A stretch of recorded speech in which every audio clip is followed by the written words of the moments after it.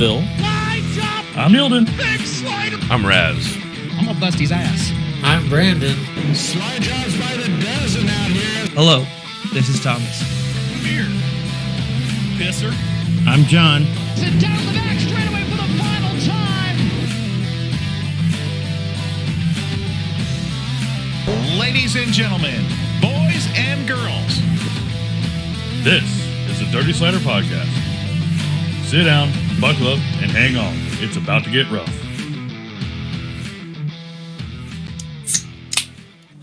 What's up, everybody? Welcome to another episode of Dirty Sliders, and we actually have a full house tonight. So first off, round of applause, guys. Round of applause. We all made it on the same night. We haven't done that in a minute. And we have a special guest tonight, the one, the only, Dirt Dude. For those of you who don't know, he's our local announcer at the Barona Raceway. And he has some inside knowledge. He has some different views. And really, we just want to pick his brain about how he got into what he's doing, why he decided to do what he's doing, how he keeps his hair so stylish, and what he thinks we can do to make racing better. That's what I want to know. I'm so proud of you, Mr. Dirt Dude, start with telling us, how did you get into dirt track racing? By the name, I grew up. My dad had a sprint car. He traveled a lot. I grew up at Ascot, Speedway 117. He would throw asphalt tires on it and take it to Cajon Speedway. We went Santa Maria. We go to Manzanita. So he traveled quite a bit. It was fun. Loved it doing it. Growing up in that, got out of it for a long time. Had a Class 7 truck. Did some off-road racing, and then got back into dirt. My brother-in-law built a dwarf car, and then started going to Barona Speedway. That's what it started all, going to Barona Speedway. We met a guy named Rich Rose. His wife actually was in the stands with us, and she's like, "You got to meet my husband." It was Rich, and Rich got us into building dwarf cars. My brother-in-law built his own dwarf car, started racing that, did racing. I crewed for them, and then my friend Bob Lee started a track in Temecula Motorsport, or Temecula Speedway. Worked there for a couple years. That got shut down. Went back to being a roadie for dwarf cars again for all my friends. And then I got a call one morning. They're like, "Hey, our guy just said he's not going to be here tomorrow. Can you be here at Barona Speedway?" Showed up, and I was announced, and they're like, "Yeah, that guy's never coming back. You're going to be here now." So I think that was like 2002, 2003. I know maybe 2004 is my first full season. I mean, it's a long time ago, been 20 years at least. So that's how I started in Barona, and it just took off from there. I had some family members that worked there for the longest time. My sister was a scorekeeper. My brother-in-law is still a water truck driver. My dad was a flagman there for a while and did some maintenance and stuff on that for the track. And that's how I got the start in it. I've done a lot of stuff since then. It's been really cool. So what I heard there was dwarf cars. So obviously I know Barona from dwarf cars. Phil knows Barona from dwarf cars. Raz knows from dwarf cars. So this whole group is revolving around dwarf cars for some reason. You forgot John. And John had a dwarf car. John had a dwarf car? Yeah. Yes, I did. That's how he met this group. Yeah. Don't you remember he rolled over on the front straightaway after the checkered flag? No, you know. I was hauling ass when I hit that wall. Hauling ass at 35 miles an hour. Feels like you're hauling ass when you hit the wall. So, it's one of those rookie things I didn't remember it much as a rookie. So, with that said, would you say dwarf cars are your favorite class at Barona? I have a few. Dwarf cars are one of my favorites. Modifieds are another one of my favorites. I really like a lot of different ones. I like the Lightning Sprints. They're powerful. They're fast. But usually dwarf cars. Rockets. Yeah, those are really cool. So I get and reconnect. Well. And again, folks, we are not professionals. We're not there. He's back. He's back in action. I got dumped. I don't know what happened. Who hit the dump on me? I didn't cuss. Someone dumped me out. I don't know. I did. You said you like fucking dwarf cars. I kicked your ass out. I don't think that was it. Well, I didn't start in a pure stock like everyone else, you know. Yeah. Well, yeah. So what have you driven yourself? Class 7 truck, some dwarf cars. I've never really raced that much. I told Brandon Justina this one time. I live vicariously through all my racing friends, and it doesn't cost me a dime. So you're the smartest man in this room right now. Yep. Yeah. I got a ton of racing knowledge, and I haven't watered one up yet. Damn. And you're going to go down for the victory celebration all the time. Yeah, I'm always in the winner's circle. So, I mean, come on. You're in the winner's circle. You get the trophy. I mean, if we had a trophy girl, you get to hang out with her. I mean, we had one for a little bit. Yeah. We had a couple that had been around for a while. So. Yeah, but then Neilden grew a beard and he couldn't do that. No one believed it anymore. And I do got to thank you guys for doing our FM modulation system. Like before, I had nothing, and the 4 of you guys put that all together back when Phil was there and Raz and Eldon. Yeah, everyone put that all together for me, and I'm still using that to this day. Sweet. Oh, it works bitching. I put it on in the RV up on the hill. I'm surprised at how far that thing reaches. It reaches to the front gate and all the way in through the pits. Yeah, it was such a If simple people listen idea, to it, I don't know. It was such a simple idea, and it works really well. If you don't know what he's talking about, it takes the track feed, the announcer feed, and broadcasts it over a short-range FM transmitter. So basically, everybody in the stands or up on the hill can tune their radio to that frequency, or in the pits, which really works out because you can hear announcements. Then and they can just hear that whole race broadcast. Speaking of that, Dirt Dude, we need to write that number down, because I know when we were announcing last year together, a lot of people were asking if we still had it because they hadn't heard us broadcast it on what channel it was. 91.5, and it's written on the box down there, but it's all. You guys got a nice deal on some Chinese box. I don't know. I can't read the writing on it.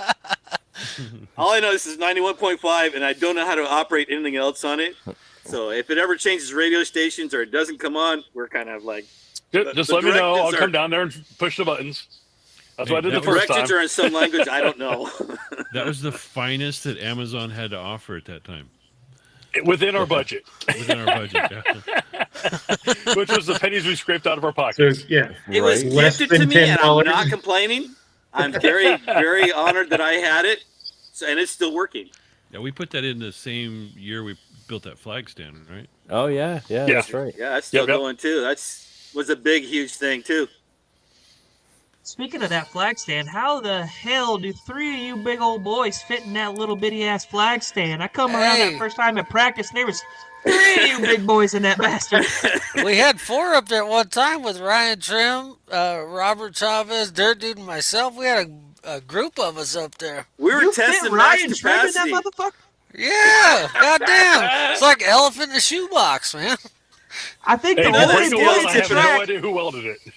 I think the only boy at the track... I think the only boy at the track that beats my pit crew, Big Steve, in a fucking body challenge is freaking Ryan Trim. Holy smokes. Couple bucks and some change on that kid. That dude's a bear, boy. Hey, Phil did most of the welding on that stand, so I have high confidence. Well, good job, Phil. That thing held up like a champ. There's been a couple cars that have brushed up against it, and it's still standing. That's a testament right there. Well, the warranty expired on it the minute we finished installing it. Yeah. As soon as the arc's done, warranty was over. As soon as we hit the gate. All right, so No, that was Dirt Dude, that was a good time. That was a fun build. That was a good time with friends for sure in the old race shop. So Well, Dirt the Dude, only thing that was sketchy on that was how we had to weld it to the fence, because we had to hook up a generator to our shop welder, and that generator could barely handle that welder. Let alone the wind we had also that day. Oh, it was bad. Anyway, enough about us. Back to Dirt Dude. Yeah. So you've been I'm just here for announcing the entertainment. Hey, Wait! Time out. What you got? What episode is this now? What did I finally get on? Episode 23, 24, 25? Where are we at? 22, I think. 22? You're on Joey Logano. Oh, no. Oh. Thank you for keeping track. I Well, didn't even know what Dirt episode Dude's I a I gotta big get Joe out. No, Logano I'll come fan. back another day. I'll come back another day. Dirt Dude wants to have Joe Logano's puppies. He could be worse. He could be a Steelers fan. Oh, hey. damn. I know. I am. He knows. It's not around here. I don't have it hanging up. I wouldn't hang it I'm either. in my Don't worry about office. So you said it was about 2004 you started announcing full time? I think that's when it was. I came in at the end, a partial season, and then they're like, well, you're going to be, can you do it next season full time? And I was been there since then. I know you've been there since I've been around at Barona. Are there other tracks that you're announcing for too? I've done a sprinkle of some. So that was before Cajon Speedway closed down. So when Cajon closed down, we got a lot of we got the pony stocks, and like we started getting our pure stocks in there, because it used to be just a lot of dwarf cars, small cars, stuff like that. A lot of bikes before when I went there. There's a lot of speedway bikes. They do 3-wheelers and UTVs, 4-wheelers, But yeah, Barona's my primary track. I've been there for the longest time. I have done 2 Imperial. I've helped out at Kokopah a couple times. I've been to a bunch of other tracks. I do some monster truck stuff, which I really love doing, because that's another thing I love. A lot of demolition derbies, firefighter demolition derby. This will be, I think if I come up to it, my 5th year being an announcer for them. And that's all volunteer, which is really cool, helping them out.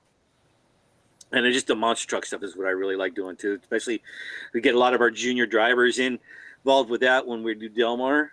And that's going to be coming up again this year. And my friends have actually taken over the contract for that. And they told me they're going to be doing the Del Mar Fair this year. So my old management, or the old company I worked for, they were bought off by another company. The owner of the company passed away this year.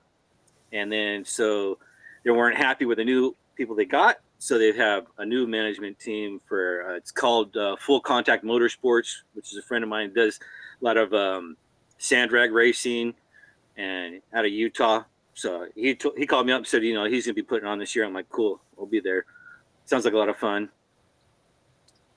And so to do that, you got to take time off from your regular job to do that, right? Yeah, it's one of those things. I can kind of swing it, because usually it's on weekends and stuff like that. But it's one of those things I can kind of get. I got my family that really is helping me out behind me, because they're like, hey, you really love doing this, and I get away with going and having fun. So they're really, really good about not being like, hey, you got to be at work more, which I am. I'm always there, but they give me some time I can go away and enjoy racing and stuff like that. Like I said, I don't have a race car. I don't put all my money into racing, so I get to live vicariously through all my endeavors of monster trucks and racing. Whatever I get to do is totally fun. So who led you to be an announcer, or who helped you become the announcer you are today? You got any mentors that have helped you through this? Or was it just, here's the deep end, have fun, let's see if you can swim or if you drown, see if bubbles come up? It started off with just, hey, we need a guy to help, because that was Temecula Speedway. They had a main announcer. Guy was super good, really good guy. I forget his name.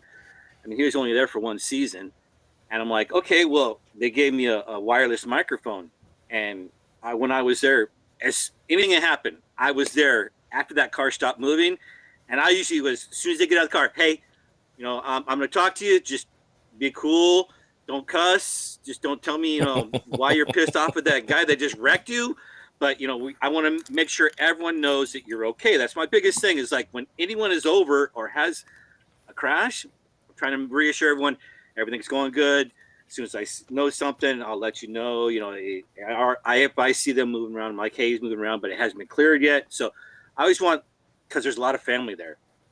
I always want to make sure that, they're okay, that, they're not, someone's not getting seriously injured. If they are seriously injured, I played it off before. It's like, oh yeah, medics are going to go for further evaluation. They're going to make sure that he remembers the date and time, which Phil, never remembers date and time of anything.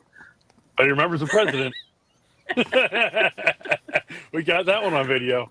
So back when I was racing Santa Maria Speedway, they had a pit reporter like that. They would come through, and he was on a wireless mic or cordless mic, and he would do the same thing. And I barrel rolled down the front stretch, just side to side to side to side. And the very last one, it landed on its wheels, it just pancaked.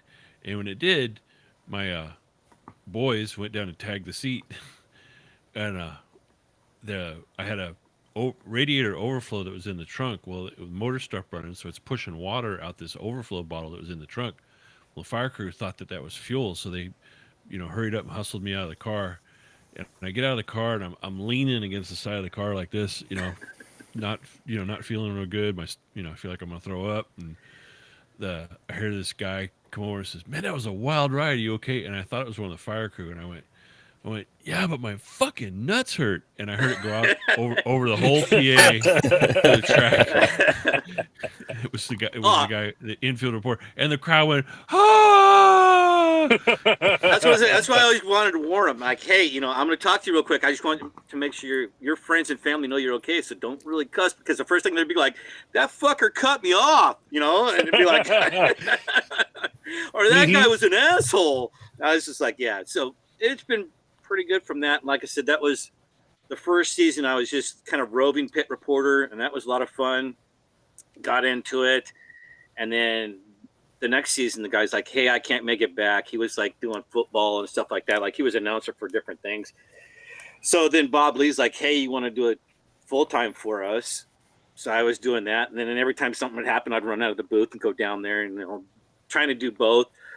So that was a lot of fun. And then the Temecula Valley closed that track down, saying that noise ordinance. They were running flat track bikes there, and we were running dwarf cars. And I met a ton of people through there. I mean, to this day, with Kevin Drake, one of the best guys out there. That's kind of who I, kind of got to see these guys that are actually, the mentors of dwarf car racing that first started off. So they're like, "Oh, those guys are cheaters." I'm like, "No, those guys know their shit." They had stacks and stacks of books. I mean, they were taking ambient air temperature, and they knew humidity. They knew everything that was going on that track, and they could set that car up for anything that was going on. And they were just extremely fast. They were one of those groups that was like way before traction control or anything that was out that time. It was still 1,000 cc carbureted motorcycle engines. 2 exhaust cams. Too soon. Brandon, you had something? Oh, so we were just asking you about how you got into it and somebody that might have helped you along. Now that you've been in it a while, is there another announcer maybe around the country that you kind of tune into to kind of pick up on, some of the things that they do, or that you like their style a little bit? Or There's everyone that I watch, and I try and just see how they flow, how they interact with crowds. That's the biggest thing I love to do. I tell everybody when I'm at my track on a Saturday night, it's like me and 300 of my friends sitting on my couch, and we're just talking racing. And the way I get through most of my racing is, I always think it's just 2 people in the grandstands and we're just hanging out talking. So I never really have a problem with like stage fright, because that's, even with like, I've done a couple monster truck shows, and they're packed. You get like 1,200 people in a monster truck show. You're like, wow, this is a big crowd. And it's like, so I don't get psyched out. There's one person that in that grandstands, it's my friend, and me and him are going to talk about monster trucks, or drag racing or anything like that. I've done a couple of different venues. I've done a lot of demolition derbies. I don't really like demolition derbies. They're okay.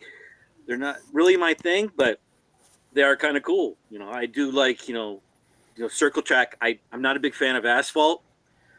Asphalt's kind of boring to me. I mean, I do watch NASCAR, but I mean, like, if I could go to a dirt track or an asphalt track, I'm going to go to a dirt track every day of my life. Or if I can do it, off-road racing. That's my second biggest choice. King of the Hammer, stuff like that. Stuff like that, that's crazy outrageous. It's really cool. I've done some other stuff that's been really cool. So it's just, throughout the lifetime, I just get to enjoy it. I know when I've got the opportunity to announce with you. It's kind of just like we were homies, like you were saying, just kind of back and forth. It just kind of gets a lot of people more involved. Um, but in turn, how do you stay up on your voice? For example, I know like Chad Meyer, he takes a bag of cough drops every time he goes to, the races. Because I mean, some long nights kind of get you. There you go. So that's that's the old, that's the old trick of the I have trade, the huh? industrial bag here, the 80 ones, 80 account. So yeah, I mean, I tell a lot of people, when I'm working with them, everyone's like, "Oh yeah, don't you get like I'm the best?" I'm like, I'm not the best. I know I am comfortable from what I'm doing, and if I have a style, I go with my style.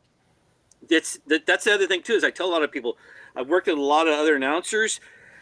Like when I've talked to, like, Scott Delosio is a great announcer, but I mean, in his field, he's a great announcer. I don't know if he could actually go and do any other venue other than a dirt track, circle track racing. He probably could, but I'm not sure if he could do like, a monster truck show or a sand drag or, any kind of he's done some demolition derbies too, I'm pretty sure, through Paris, but he's just a great person that has that great voice.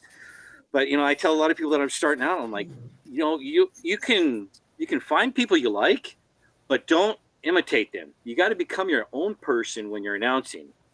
And that's what you kind of set your standard for. Like, I've done a couple bites off other people that, hey, I like the way they say this, but then I'll use it to my advantage for different times, or like to turn it my spin on it. So it's still kind of like my creative creation, even though it's someone else is probably using it a different way. I mean, like Brandon was talking about, Jerry Vansickle.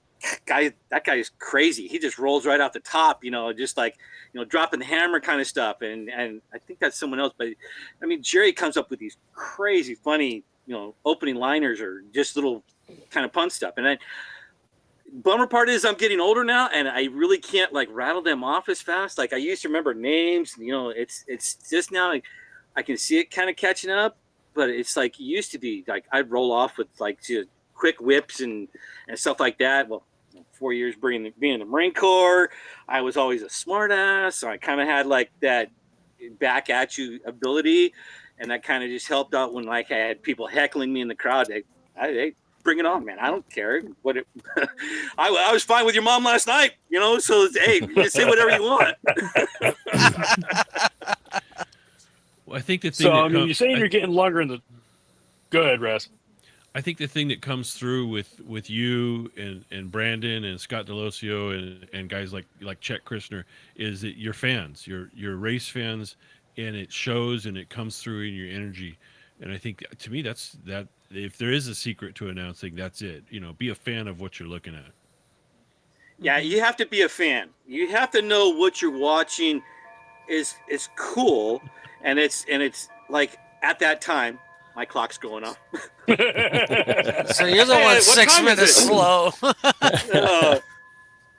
So yeah, I mean, it's been great working with Brandon because it's two different personalities together. I mean, like he is more like into like the technical part of it. He knows the racing part of it. Like he knows total setup stuff. Like we could bore people with it, or you can actually let people know. Yeah, they probably made a bar change. And it helped that car, from the last time they're out here. And you don't have to really bore people, but kind of what's going on. Like I've seen like a couple of like someone hits the wall and like, okay, is that an A arm or is that a tie rod or is it a control arm or a ball joint that just got broken? And you kind of tell that, and you can kind of relate that back to everyone in the grandstands, what's going on, that they don't know the whole aspect of it. Well, in my defense, I don't know that much either, but these guys in this frame here, True. most of these guys have taught me something, especially Phil, Raz, those two kicked it off. I got into talking with Neodin a couple of times. He's pretty smart when it comes to setup, air pressures, stuff like that. Soper, I mean, he's a old microwave. He'd be sending out the airwaves a little bit, but Rev that baby up. Hey, Sorry, man, I wasn't if it paying ain't attention. wrapped up, you ain't going. So Dirt Dude, here's the next question. are you happy where you're at, or do you want to move farther and deeper, say to like television, to IMCA TV or something like that? I was like, I wanted to do NASCAR for the longest time. And then now being in it and seeing a lot of behind the scenes on it, I don't really think I'd be happy doing NASCAR because they get a lot of people. It's kind of like what I've seen in a lot of different, like NHRA drag racing.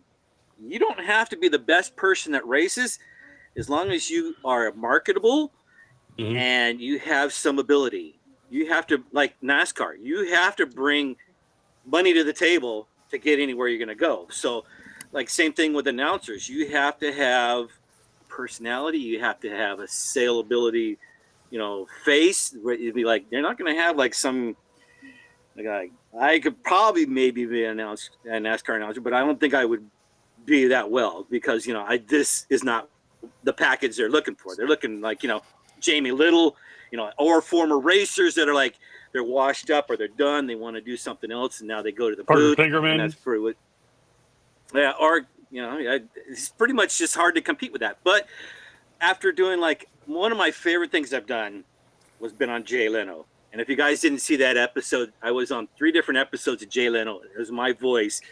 He actually does Robosaurus. And I was at that venue. And my commentary is all on the Robosaurus thing. But from being there, I know what actually happened behind the scenes. He got in that Robosaurus, and it was cool. He made it work. He kind of like got the understanding of it. And then they're like, okay, cut. And then they threw the guy that normally drives that truck, that Robosaurus, they operated. He got in there and tore the car apart.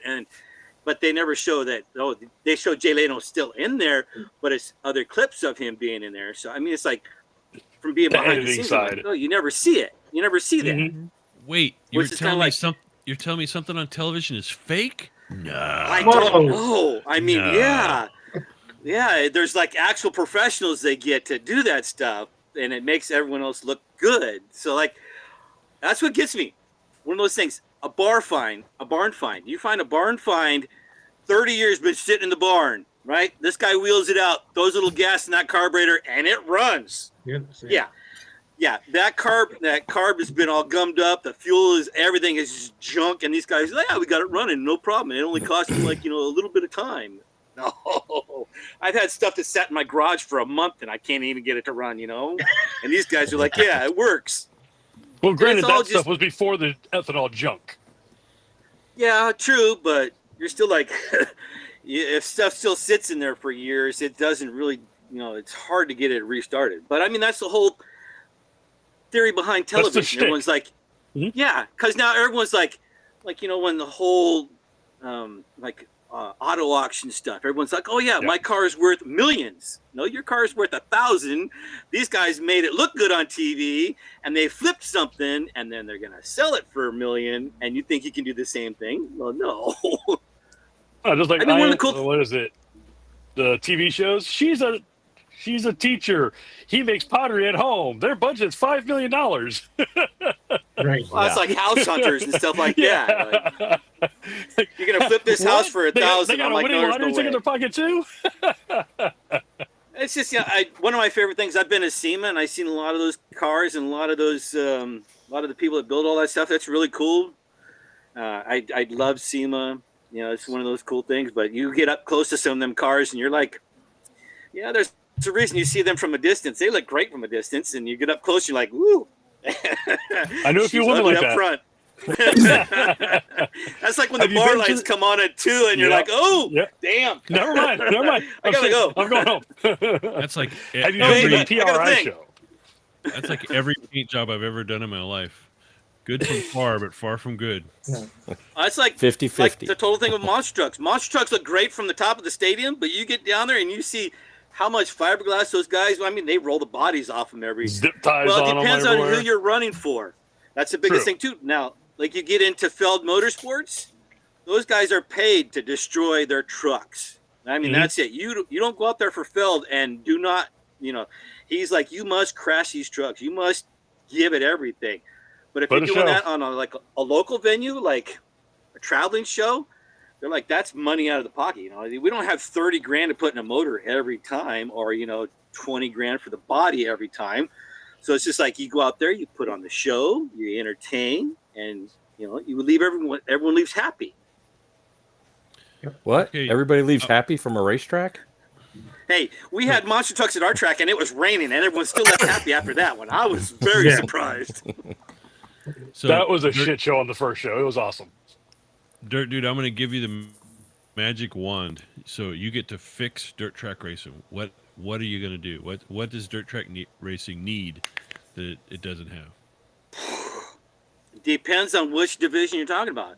I mean, if you want to go crazy, I mean, I love, dirt late models, super mods and all that stuff. I mean, one of the coolest things I've seen was a big block dirt modified, and those things are just amazing. And if you get into like I grew up going to Copper Classic, and they had the late models that ran there. The motors turned sideways off to the side of the car, and those things were just insane fast cars.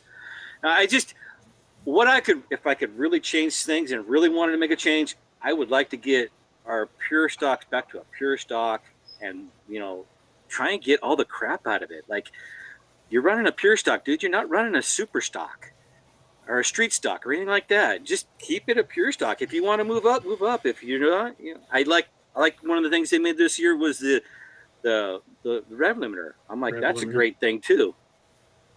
Everyone's going to run the same motor. I mean, you can't run your motor above 6,200, so there's no one's hitting 8 grand. I'm like, a couple people I talked to are like, oh yeah, my car ran 6,100, maybe 6,200.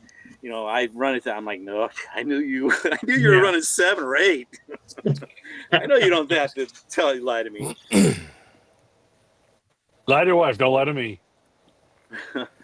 I don't know if there's really fixing anything. It's going to be, that's the nature of it. Everyone's like, I'm going to build something bigger and better, and I'm going to be the best in this one. And then you're never going to stop that.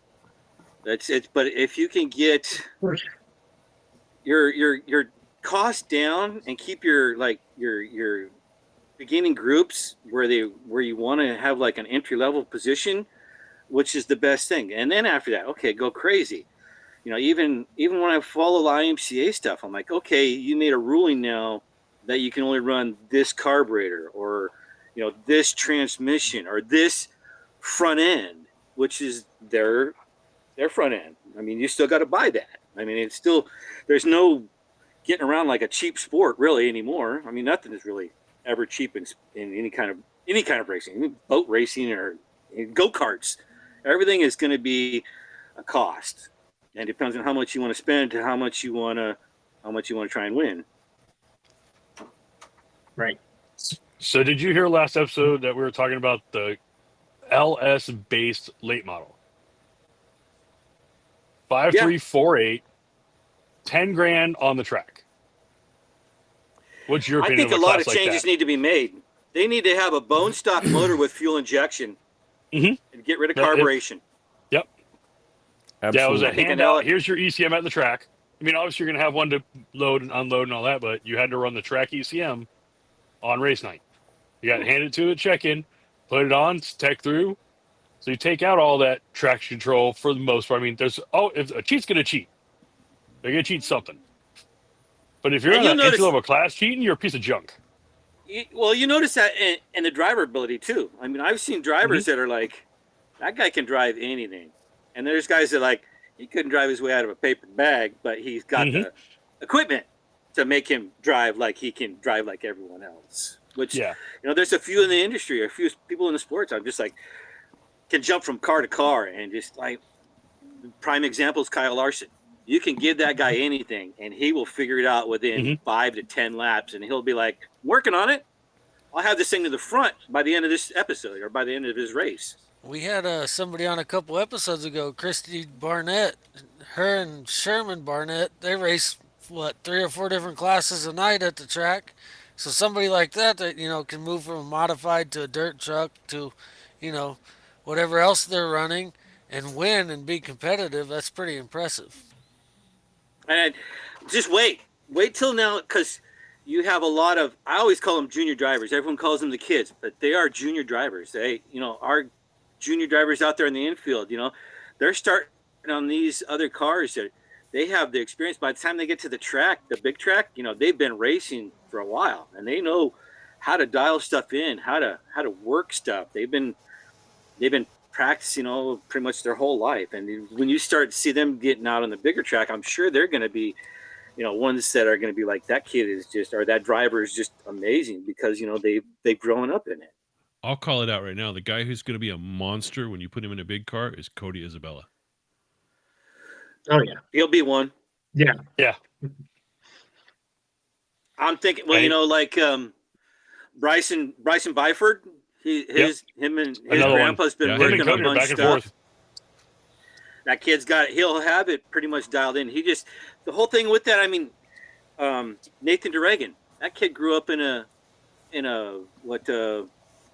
the kids division, started off in a mini dwarf. That's what it was. Went to the junior sprint. And then when I was watching that kid, but that's another time when I was at Del Mar Fair, he actually stayed with me out at Del Mar Fair and he was like, yeah, he lives for racing.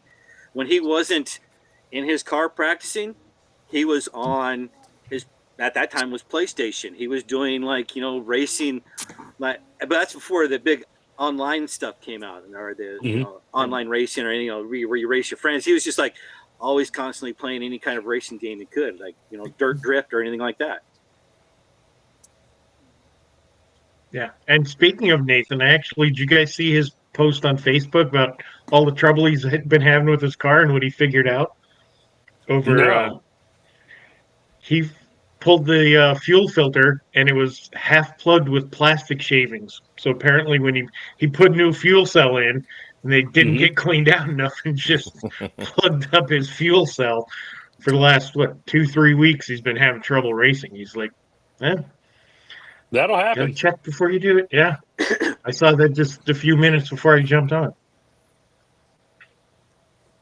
That's another great kid that grew up to. If he had the financial backing, he would be a great racer too. But then, where are you going to go? I mean, like trucks, NASCAR. Are you going to go IRL or anything like that, or stay sprint car? It's hard to make your living in a sprint car. I've heard people still doing it. It's where are you gonna try and go with anything? Phil, you had something?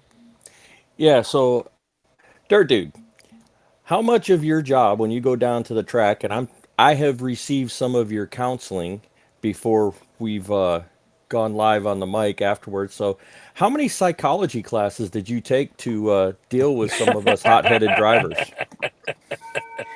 Told you, former Marine, 4 years of being in the crazy Corps. So I know how to dial it back and I know how to rev it up. I remember one night on a restart, I got rolled over on a restart and I was hot. And I come out of the car and I started going up the straightaway because I was going to ask the driver who rolled me over if how his mom and them were. And you grabbed me and you were like, come over here and talk to me. Don't go talk to him. One of my biggest things being a crew guy, I was always, I looked out for other racers. They might not be my friend. If they got wadded up, I wanted to make sure they got their stuff back in the trailer. They were okay to make it home for the night. They weren't, say maybe they weren't doing okay, but their crap's all laid over their pit. I always told people, hey, if you're involved with something, make sure that they're okay, that they're going to be loaded up and they can get home or get back to their shop or whatever before you go crazy on them. Because I'm sure he's having just as bad a night as you did. Maybe he cut you off and both cars are wadded up, but still there's a time later that you can hash it all out. But always make sure everyone is okay first. And that's when I caught you that one time. I'm like, hey, I don't care what your mood is right now towards this driver. I want to talk to you to make sure your family knows that you're okay. You might be hot-headed and everything, then they know you're good. So it's just a reassurance to the family to always know that, hey, our loved one is doing okay. Yeah, I remember that night. You the first thing you said is like, "Hey man, your mom is sitting up in those stands and right now she is not doing well. You need to let her know you're okay." Yeah. And I know you've been to a couple other tracks and you got wadded up one time and you got out of the car and said, "Hey mom, I'm okay." The first thing you did. Yeah. I did. I'm okay. Everything's fine. We spent 30 grand, but we're good. Car might be a little junk now, but I'm doing okay. Yeah. I don't know. From my point of view, I'll probably never be more than my local track, and I don't know if I'll ever be the hero that I think that I've looked up to. Like, I'm trying to remember, guy that did Cone Speedway for the longest time. You guys help me out. What's his name? Oh, I can't It was remember. closed before I got Oh, here. jeez. Yeah.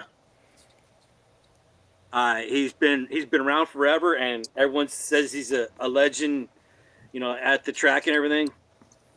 I mean, okay, then I'll flip it over like Scott Delosio. Scott Delosio is my closest person that's in a local track. I mean, he's not NASCAR. He's not, major TV guy, but everyone knows who he is. No one knows who Dirt Dude is, and I don't really care, but I want to go out and have fun and be, I've gotten recognized a couple times, and it's usually by friends and family of racers. But I mean, it's one of those things. It's cool when it happens. I was walking to the airport one time, and someone was like, "Hey, Dirt Dude, hey, hi, how you doing?" And I'm like, "Oh, someone recognized me." Oh, wow. It would have turned out to be Chris Neamy's wife, and she was like, Hey, it counts. It counts. Yeah, it counts. I was just pulled out of the crowd. I mean, but I don't think I'll ever have the recognition to be like walking to the supermarket and be like, "Hey, you're that Dirt Dude guy, right?" And I'm like, "That's fine with me."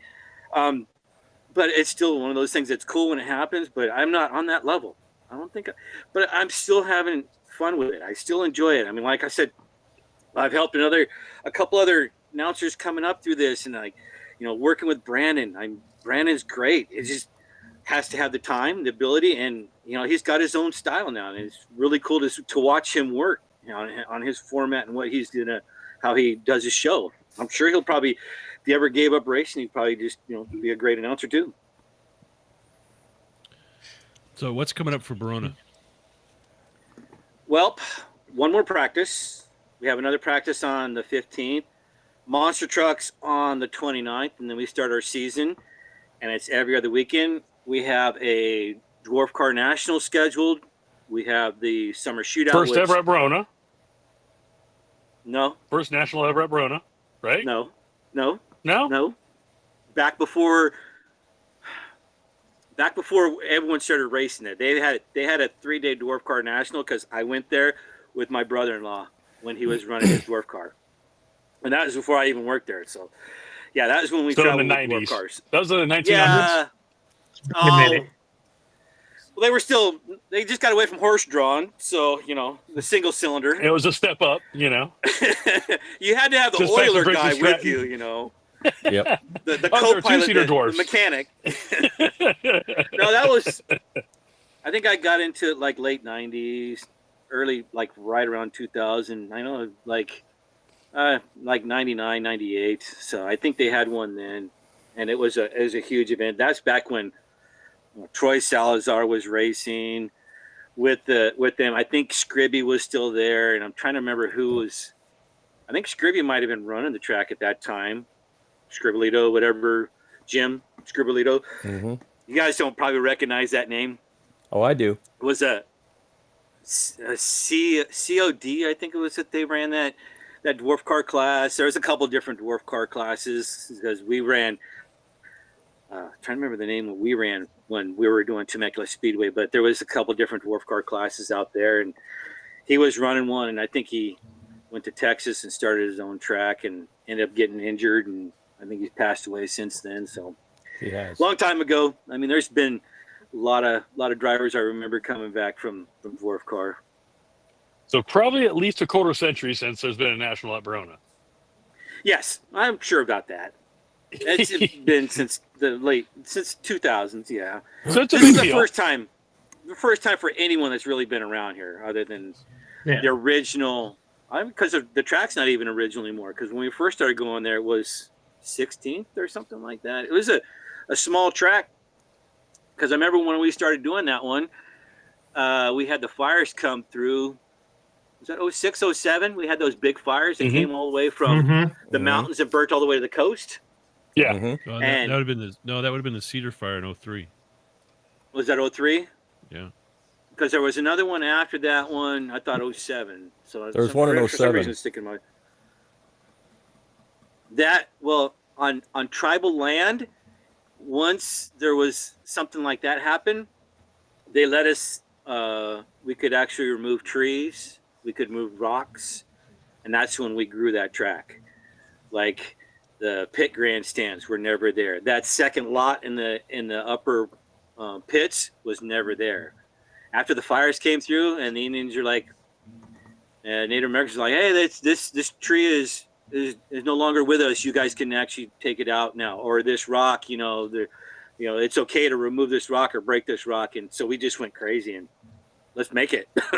We made parking lots. We made, the pit grandstand area. We did a whole nother level in the pits, and then that track actually grew from, I think it was an eighth to the quarter then that we're at now, 16th or something like that to a quarter.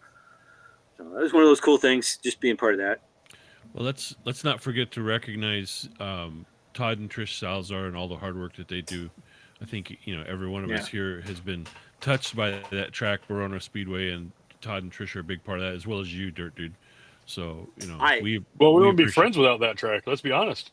True. Yeah, It's been all of them, Todd and Trish, and the whole family that's gave up. I mean, Todd has been there for the longest, but he also had to work through his mom, his brother. There's been other management there, and then even before that, when you go back before they took it over, that was back when was it the 600 class that used to run out of CMAC or something like that. It was the SoCal mini sprint or something, a micro sprint or something like that. That was back when Clint Newman and like 7 guys that actually started that track. That track started out as a small little oval around a tree, and that's where it came from. These guys were like, let's take this track and make it into something, and they started making it, and they put bleachers there and grandstands, and they started running a lot of small cars. That's when they were doing go-karts and 3-wheelers and everything else, like speedway bikes and everything like that. So when they went through that growing phase, and then they ended up having the Salazars came in and took it over, and that was Judy actually started with that, and Todd was helping, and Troy was helping. So, and then since then they've been bought out, and Todd has been phenomenal at it. I mean, it's for what he has to put up with, for what he's got into it. It's amazing how they keep going. I don't know how they would, because it's like every season is just draining, because it's like they want to have a great place to race. They want to have a great show, but then you have a couple of bad seasons where like you get drivers that are just not happy with anything, and they want to come run at your track and complain about everything. And it's just like, come on, dude, either put your big boy panties on and help, or take it down the road. I've had so many people be like, I'm never coming back here again. All right, see you in like 2-3 years. And they, sure enough, they'll come back in 3 or 4 years. Well, nothing else we can do. We're going to come back here and run at this place. I'm like, oh, yeah, there you go. You have to, you could help out now while you're here, and, make it better for everybody. Well, we appreciate you coming on. We're going to switch gears a little bit. You're welcome to hang out and discuss other topics with us, but thanks for giving up part of your evening. It's been great. It's been my honor. I've been watching this show since you guys started. I know Raz was like, I was always wanting to do something like starting something like this, and yeah, you guys took it and ran with it. Great to you guys. I hope it, hopefully I can be on here when you guys do your 100th episode or something like that. Yeah. So I want to call out Paris Auto Speedway, and it's not going to be pleasant, but they've done some things recently where they quit doing the flow racing, they quit doing the IMCA TV. Matter of fact, they quit doing IMCA, period. They basically ran IMCA out of their track.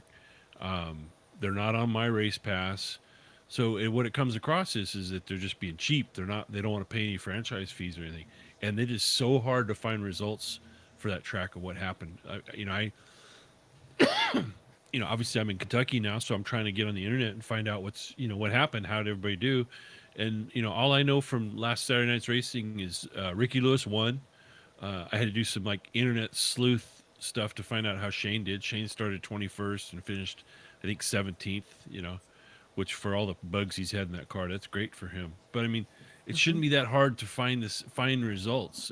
So if you're going to kick everybody out of your track, as far as people you have to pay, then you need to do a better job of promoting yourself. And it's more than just talking about, well, hey, the race is coming up in in 3 days. We would like to see y'all out there. How about showing some results the day after the race or the next day. So like I said, what do you guys think about that? Well, while you're on that subject, they used to be known for their Budweiser Oval Nationals too, and that kind of took a shit over the last handful of years, where the money's not there or whatever the case is. But like you said, they kicked out IMCA, so I got rid of your modifieds, and they had more modifieds than Barona did on a race night. Yeah. It's like they don't want to pay nobody to to be at their track, IMCA or other stuff, but they want you to pay for a pass car license to race there. Or you get 2 races without a pass car license, and then you don't get no points. You got to start last. But it's, and the prices to get in there. I mean, the fair board sets the parking. Okay, Paris Auto Speedway doesn't set the parking, but that's $20. But the gate fee's $35 or whatever to get in the front gate of that place. Wow. The pit gate when you and I went, Raz, was what, 50? 50, and they charged your year-and-a-half-old child Not even. $50. She was barely standing. They charged me full pop for a toddler. I know. I raced up there, and they said pill fee on top of it. And I said, just start me last. I've never been here. I don't even know if my car's competitive. They said, oh, you can start last, but you still got to pay the pill draw. Well, then I'm going to start wherever the hell the pill draw tells me I'm starting. Then at that point, Like I said, it's a bad look. It makes you come across as cheap, like you're pinching pennies, and I think that type of reputation is not good for a track, and I think could ultimately lead to its downfall. I mean, it's a phenomenal facility, though. That track is so fun to race on. It's just expensive to get into place. Yeah, when I used to race a dwarf car up there. I was going to throw this in there. They used to run 3 different nights of racing. They ran their sprint car night, they ran their pass car night, and then they did their night of destruction. Night of destruction took off, and everyone just loves going watching the carnage. They kind of combine the sprint car night and then their pass car night, and they're like, so they only run 2 really nights of racing, and they're still I think they're trying to work on their budget to where they can run that track for what they have and try and keep the cost down. And it kind of shows now, and it's kind of a bummer.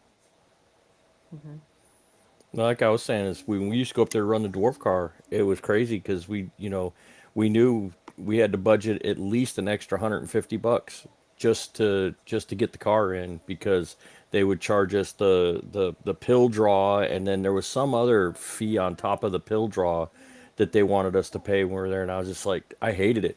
I enjoyed racing the track because it was for dwarf cars, running the big track was like running Talladega. You just breathe the motor and just to give the valves a break. But God, it was so expensive. Well, and they've got some great sponsors. All Coast Construction's been a long-time sponsor up there. Tom Dunkel with Inland Rigging is a recent track sponsor.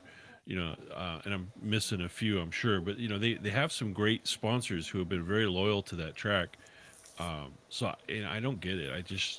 It seems short-sighted to me. And they do a lot of cool driving experiences up there. I mean, you guys went and ran those sprint cars. They weren't very fast, but tractors. they at least give driving experiences, right? Like Rusty Wallace's dirt track thing went through there or whatever. I mean, there's been plenty of driver experience opportunities up there where other tracks don't necessarily do that. Yeah, but Neilden will co-sign this. What we missed during that driving experience was something the track could have provided, was a little bit of prep, because that track was a dry dust bowl, and it made it a much less pleasant experience as if they'd have done a little bit of prep on that track. So the Kenny Wallace side of it, was cool, but the Paris Auto Speedway where they could have prepped that track. It missed that. So I'll slam them on that too. It just there's more they could do. I get it. I've raced go karts up there with the Josh Huff dirt track experience thing, and the infield tracks that they built were pretty freaking cool. I mean, there was one shaped like Pocono. I mean, they do their job when it comes to some stuff. Some stuff they're lacking on, but I'm with you on the results. It's like if you're not going to broadcast anywhere, at least put some results up so we can see what's going on for those of us that can't get up there. Yeah, like I said, I came in with 3 things. Ricky Lewis won. I intentionally found out what Shane did, and Brody Roa got hard charger. That's about all I could tell you. Yeah, I mean, we've done it before. I mean, I believe streaming's better for the track. Some people think, well, if I stream it, they're not going to come to the track to watch. Well, especially in Southern California, life is busy. There's a lot going on. Like, I would have loved to gone up and hung out with Shane and supported him, whether, he made one lap or all of them. But there's no way I could get there. I'd rather watch him, at least throw a couple bucks that way. So when you watch a NASCAR race, does that make you want to go see him in person or not? Well, this year I've got 3 camping trips for NASCAR races set up. Yeah, it's so when someone gets to watch a streaming service and sees that track and realizes, hey, it's a half hour up the road or it's an hour up the road. Hey, you know what? That looked cool. Let's go up there and watch that. That's how that's going to happen. Right. So it's a way to promote your racing, and I don't know why tracks don't see it that way. I wish Barona had the opportunity to do some streaming stuff because that would be cool. I'd love to watch. I mean, IMCA TV for the summer shootout. We get IMCA TV in there on the summer shootout. But the deal with the IMCA TVs, you have to provide a cameraman. And I mean, Trish did try to get a couple of people locally to be at the cameraman, but you can't necessarily get people to commit to that much time. Yeah. Well, I want to touch on that a little bit, both the Paris thing and the Barona deal. Oh, hey, Sober, you're still here? Yeah. So, Trish, on Saturday after practice, Trish did come up to me and ask if I had anybody who wanted to be a videographer for the track. Like, I mean, she's willing to do kind of what's needed to get somebody up there to do the videographer thing, to get Barona on IMCA TV. So, any of our fans out there, if you want a local Saturday night gig here in San Diego, we can get you set up running a recorder out at Barona Speedway. But with Paris, when COVID hit in 2020, racing was shut down. So when 2021 rolled around, the first track around here that opened up that was racing was Paris, and they ran the USAC CRA cars with the senior sprints.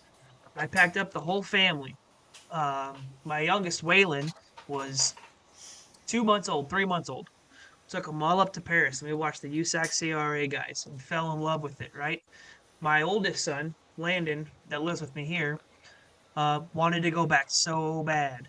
So me and him, we buckled up. We hauled ass up to Paris for the last year that Paris ran the Bud Oval Nationals. And Landon had the greatest time of his life. Now, I question his driver choosing skills because his favorite driver is some guy named Demon or some dumb thing. Hey, I gotta side with him a little bit because I like that kid chose wisely. But Damon Gardner can drive. I mean, Raz has his opinion. I think there's a video clip somewhere on YouTube of Raz trying to beat the crap out of that guy in his car. I don't know, but I was just explaining to him. And by the way, that was Chase Johnson that he was thumping on. I just explained to him that the safer place for him was back in his car. Fair enough. So, I mean, like, I've got pictures and videos. Yeah, I've got pictures and videos of Landon because when they, as you guys know, when they line the cars up for the start, they put them all in the front stretch, turn all the lights off, and then they do the whole spotlight driver intros all the way through. And I got videos of Landon walking down the fence to every single car and every driver. And then when it got to Damon Gardner, he stood there at the fence and he wanted a picture of him in the fence. And then we had to go buy a set of damn flags so he could stand in the bleachers and be the flagman in the bleachers and the whole thing. Like, and that was all at Paris. Like, the racing that the track can produce when it has the cars on the track is phenomenal. That track is great. It's like what Raz is saying. it's almost impossible. I mean, I won't unless something changes. I'm not driving back up from San Diego to go watch a race in Paris. Well, and I know with Dirt Dude on, there's a fair chance that Scott Delosio might see this, and just I want to let him know, I'm not trying to just bash into, willy nilly. I'm trying to tell you, look, this is what's happening. This is what people are seeing. Hopefully, you guys can see it and maybe make a change for the better. One of my biggest things about Paris was on a sprint car night, they would have that intermission dance off and everything, and then I'm like, oh yeah, look at your watch, and then they would have a couple reds. Oh well, now because they had a hard curfew, you had to have the lights, had to have the pits empty by 10 and lights out by 10:30, and you run in a sprint car race and you got a couple long reds, you're up against it. I would always like run it. Get done early. Let everyone go down in the pits and hang out. Take pictures. Let everyone sell their merchandise. Don't just stall the race and then have to cut it short or trying to speed it up at the end. Yeah, but that's what they did a long time ago. That's kind of a necessary evil with a lot of tracks. So, switching gears, World of Outlaws had a little bit of controversy this past weekend down in Volusia. I want to see what your guys' thoughts on this. Jacob Allen started on the pole. They waved the green, and he had a crappy start. He come off there from the pole and was in like 4th or 5th, and then mysteriously he pulled into the infield down turn 1 and shut his car off before they could complete an official lap. And it turned out that his seatbelts were they said his seatbelts came loose. Well, under World Outlaw rules, you get your position back. So he got a second shot at that restart and did a whole lot better the second time around. Smart guy. There was thinking with his feet. There was a little bit of a controversy and some grumbling going on at that race, thinking he did that intentionally. 100% he did it intentionally, especially if you know the caveat of getting your spot back. Hell yeah, my belts were mysteriously loose when I came off to turn 4. If you know the rules, you work them to your advantage. Change the rule. Have it where, okay, we'll do a full restart, but you get docked 4 or 5 spots, or you go to the back. If your belts were loose, you knew before you was going into turn 3 to take the green flag. You knew them belts were loose if they were loose. Stop then. That's the catch-22 that you're going to get in is, like Phil says, well, okay, put them in the back. Well, then what's going to happen is if somebody's belts actually do come loose, they're going to keep driving. Because everybody in here has been a racer at one time or another. We're stupid. We will put ourselves at risk to win a race. Yeah, we will. Well, we kind of do that every time we go on the track. We're not the smartest bunch in the world. So that's the flip side of that argument. You have to protect the drivers from themselves. So I don't have an answer. I wouldn't change the rule, but there may be some pit lane talking happening. Well, the other thing too is maybe you have an official go through and check everybody's belts before they get pushed off. Ah, there you go. That's simple. Then if your belt comes loose. Yeah. I don't know what the answer is, but heads up driving for sure. Either way it goes, if it was true or not true, otherwise that's heads up driving. How did he finish in the race? Honestly, I probably should know that answer, but I don't know. Well, my thing is he didn't win. He didn't win. Dazen Pursley won. Being that smart to know the rules, because some people in that field probably didn't know that was even a rule that you could do. I take that back. It wasn't Dazen Pursley. It was David Gravel. So just knowing the rules, I mean, that's heads up on his part. For if you have a shitty start, park that thing in turn 1 and say, "Hey, my belts were loose. Get your spot back and try it again." So that's smart on his behalf, just to know the rules. Yeah, I think the only thing you could really do is just keep a notebook or keep notes, and if it happens more than once with the same driver, and there was people saying that he'd done that before, but I don't know. If it happens, more than once, you need to go in that trailer with that guy and have a conversation, I think. Maybe with the door closed. Well, yeah, I mean, that's different. Don't abuse it, but I mean, if it's, if he did it once a season or something, hey, good on him for getting There's away your mulligan. with it. Yeah, but I mean, if they're abusing that rule, then obviously you'd have to take a hard look at it. I think that's about all we got. Anybody else got anything? We had one Thomas Soper up there run practice, and I had a conversation with him, and he found a bunch of stuff wrong with his car after Winter Nationals he didn't know about. So, Thomas, what do you got with that? Yeah, so after running Winter Nationals, as I talked before, fighting some drivability issues with the car and made a bunch of changes. And when we got the car back to the race shop and got about a month between that and this, with change a bunch of things, change like all the Heim joints and whatnot, but we didn't change any setup stuff, right? Like no springs, no ride heights, none of that stuff. So last week we put the car on the scales. I just wanted to get it on there and look at the numbers and everything. And boys, 60% cross in the car, 500 pounds of bite. She's a little tight there, Soper. And I drove the bitch just like that into the show on Saturday at Winter Nationals. Well, good job. Yeah. How'd she feel in practice? Not proud of. Way better. We softened some springs, changed some ride heights, got the numbers way better. Way better than what they are. Still, the car is still tight on entry. I'm still trying to figure out what's going on there. The car doesn't feel like it's getting over and getting down on the right side like it should. You roll into the corner on the breaker, you just kind of roll off the gas a little bit and it doesn't go in. So you got to throw the thing in there and snap off the gas and maybe touch the brake to get it to rotate. And then you got to get right back in the wood to catch the car, because if you don't catch the car, you're just going to loop the damn thing. So drive harder, pussy. Well, I mean, he did put a champion in that car at practice, and the champion had a hard time wheeling that thing too. I'll give you that. I put Eric Evans in the car and he spun it out. That's how you find the limit. Yep. Right. So, but no, I think practice was fun. This is to Barona, Trish and Todd, and all you guys out there at Barona that run that track, fire crew, everybody. Thank you for putting on this weekend.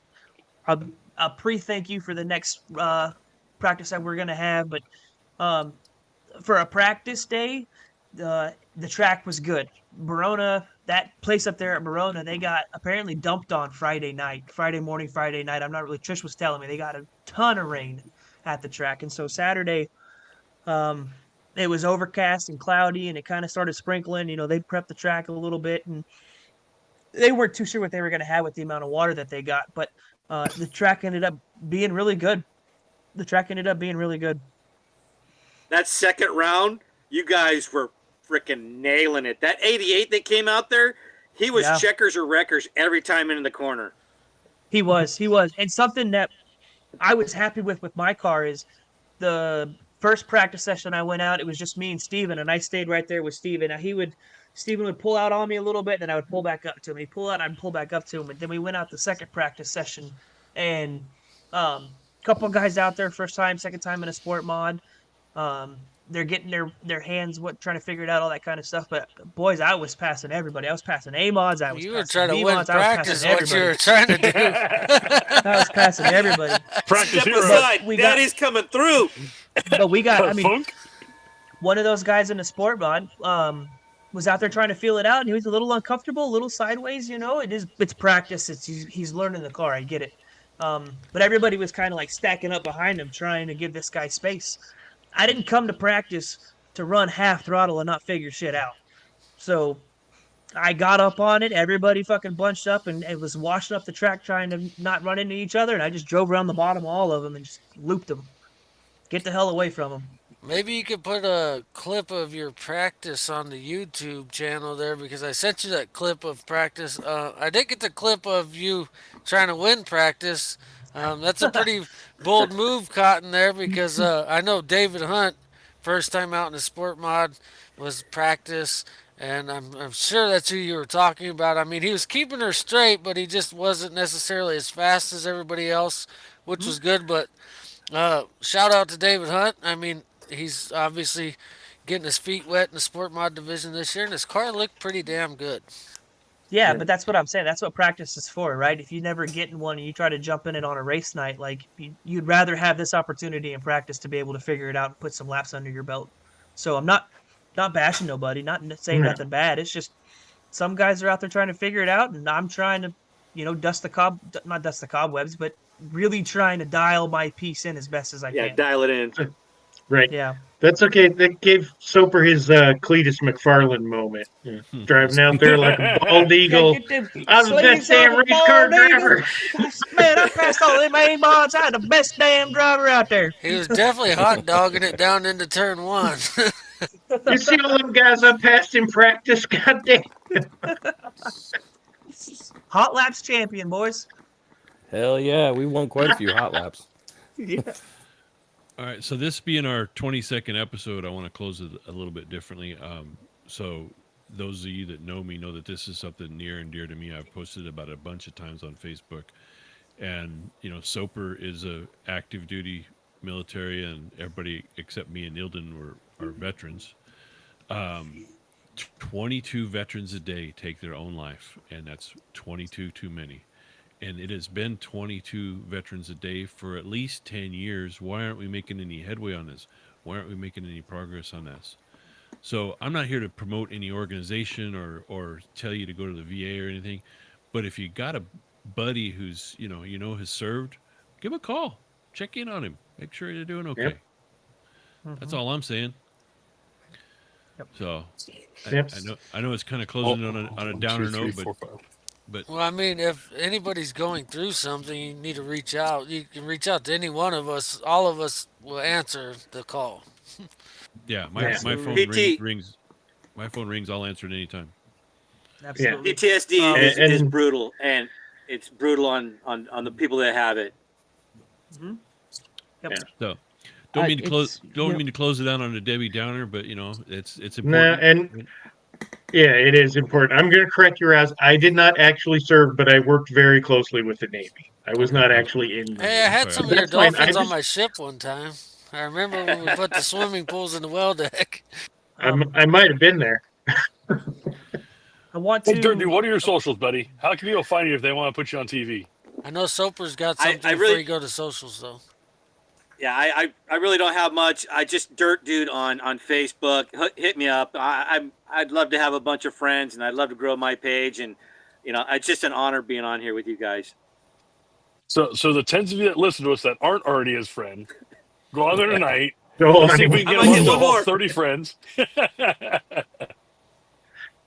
I would like on the note with the veteran stuff and whatnot. A couple episodes ago, we had talked about Deb Chapman and her passing away. There, a huge shout out to Terry Adams at AdFab Vinyl Graphics.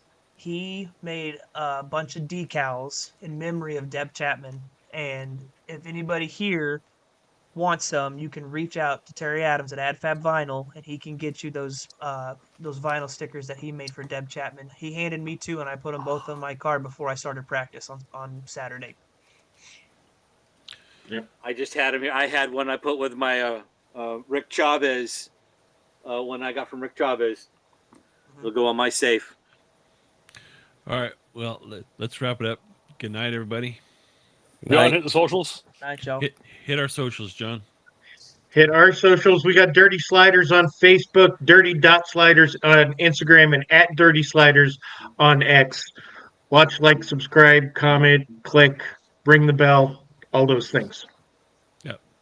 Good night. Good night, guys. Night. See you guys.